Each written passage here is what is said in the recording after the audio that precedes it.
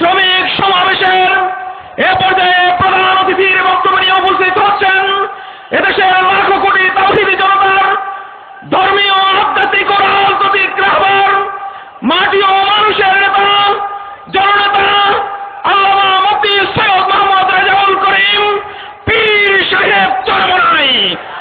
মঞ্চে আসছেন আমিরুল মুজাহিদিন হযরত পীর সাহেব চরমনাই।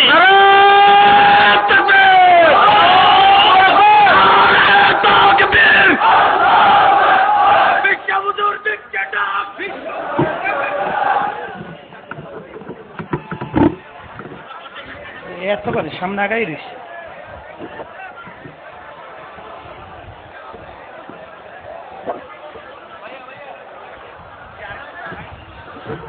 আসসালামু আলাইকুম ওয়া রাহমাতুল্লাহ।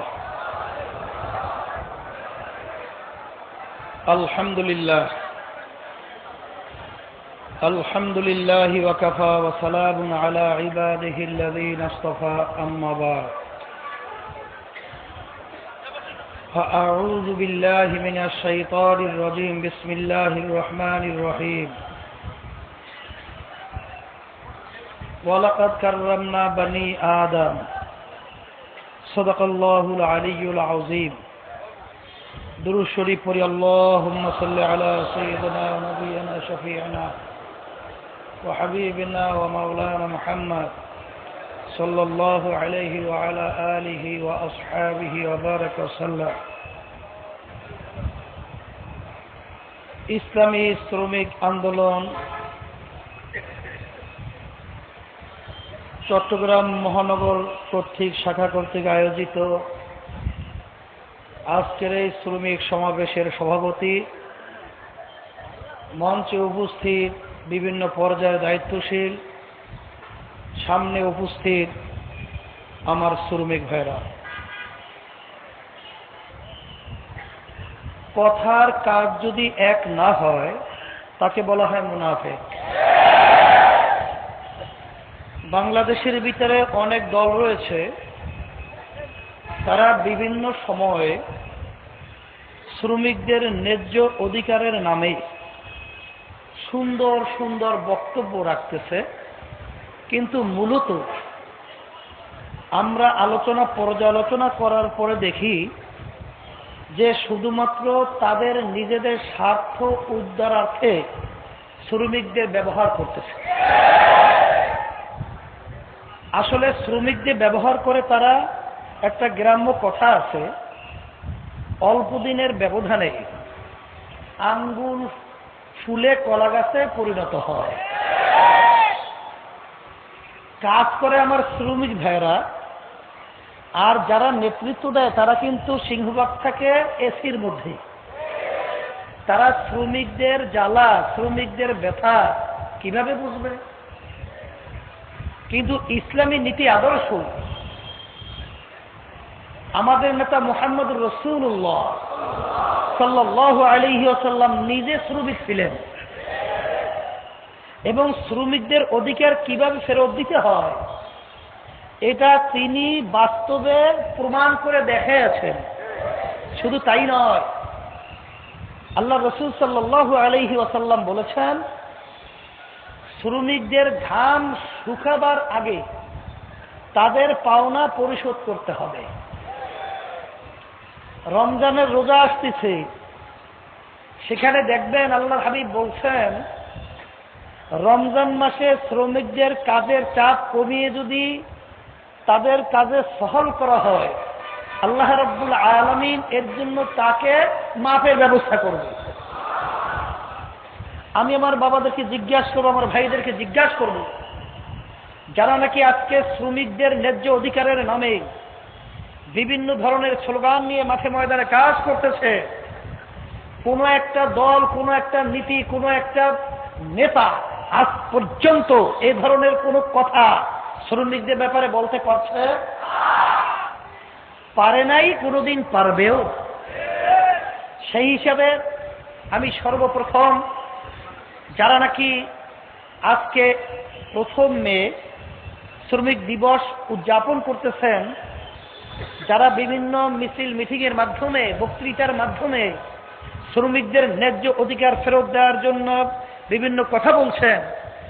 যদি শ্রমিকদের ন্যায্য অধিকার ফেরত দিতেই হয়, ইতিহাস পড়লে দেখবেন একমাত্র ইসলামী নীতি আদর্শ ছাড়া অন্য কোন আদর্শে শ্রমিকদের ন্যায্য অধিকার ফেরত দিতে পারে না, আর কোনদিন পারবেও। সেই হিসেবে আসেন, আজকে সারা বাংলাদেশের মধ্যে ইসলামী আন্দোলন বাংলাদেশে আমরা শ্রমিক আন্দোলন প্রতিষ্ঠিত করেছি কেন্দ্রীয়ভাবে। আলহামদুলিল্লাহ, সারা দেশে শ্রমিক আমার বাবারা, আমার ভাইরা যেভাবে আজকে ইসলামী আন্দোলনের পতাকা তোলে, তারা আজকে সমবেত হচ্ছে। আমার তো মন বলছে যে বিভিন্ন নীতি আদর্শ এবং বিভিন্ন নেতারা নিজেদের স্বার্থ উদ্ধারের জন্য শ্রমিকদের যে ব্যবহার করতেছে, এখন আমার শ্রমিক ভাইরা মূলত ব্যাপারটা বুঝে ফেলেছে। আসলে তারা আমাদেরকে ধোঁকা দিচ্ছে, আসলে আমাদের ন্যায্য অধিকার আমরা আজ পর্যন্ত ফেরত পাই নাই। সেজন্যই আজকে তারা ইসলামী আদর্শের ছায়াতলে এসে যেভাবে তারা আজকে আলহামদুলিল্লাহ সমবেত হতেছে বা হইতেছে, আমার মন বলছে যে এই শ্রমিক আন্দোলনের মাধ্যমেই বাংলাদেশের ভিতরে ইসলামের পক্ষে, ইসলামী আদর্শ বাস্তবায়নের পক্ষে একটা অল্প সময়ের ব্যবধানে পরিবর্তন আসবে, এটা আমার মন বলতেছে ইনশাআল্লাহ।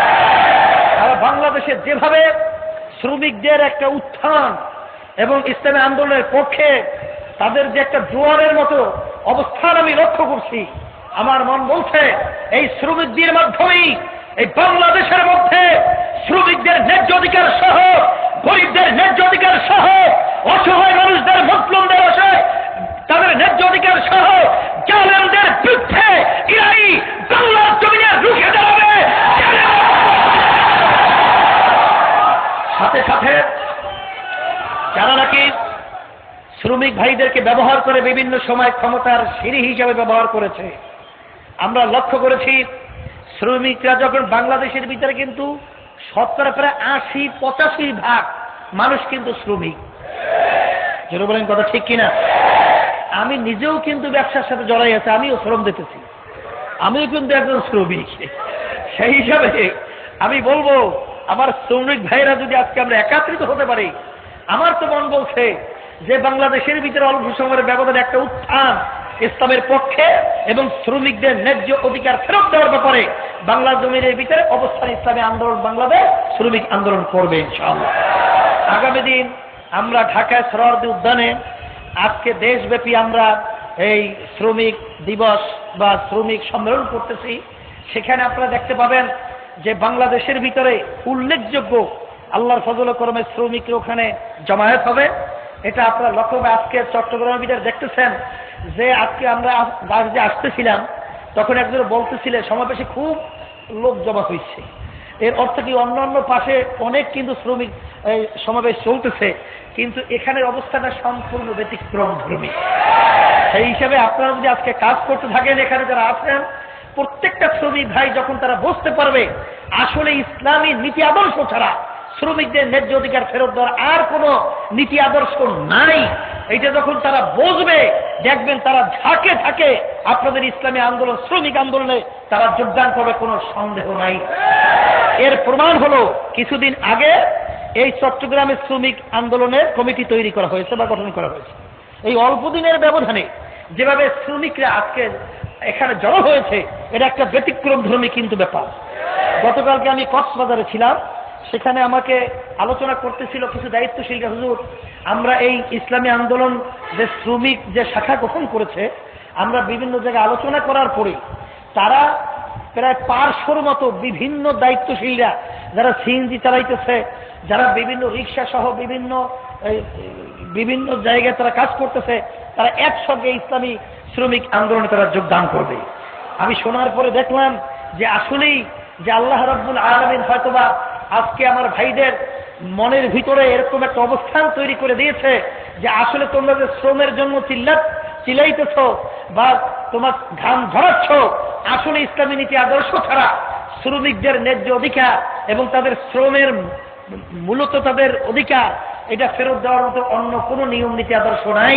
সেই হিসাবে আমি সকল গুজরাট আহ্বান জানাবো, আসেন আমরা সকলে একত্রিত হয়ে যদি আজকে আমাদের শ্রমিক ভাইদের ন্যায্য অধিকারের ব্যাপারে আজকে আমরা রাজপথে যদি আমরা আমাদের কথা বলতে পারি, হে এই দেশে সরকার যেই থাকুক না কেন আমাদের অধিকার দিতে বাধ্য তারা থাকবে, না দিয়ে কখনোই পারবে না ইনশাআল্লাহ।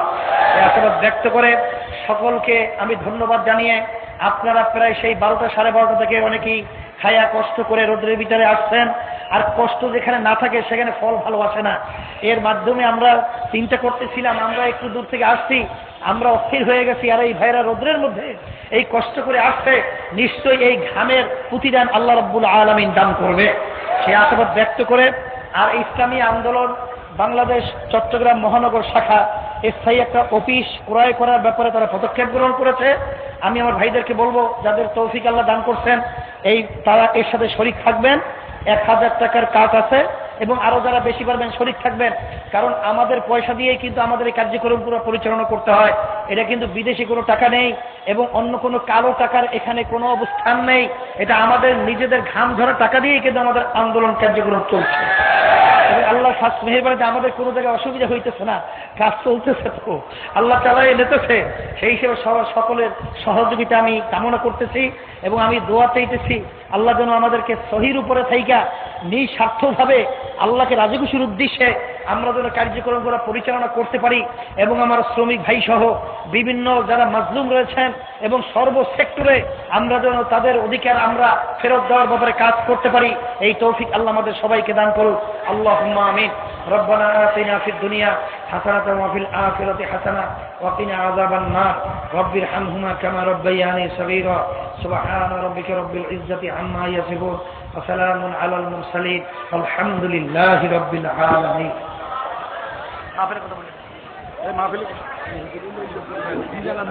আমি সাথী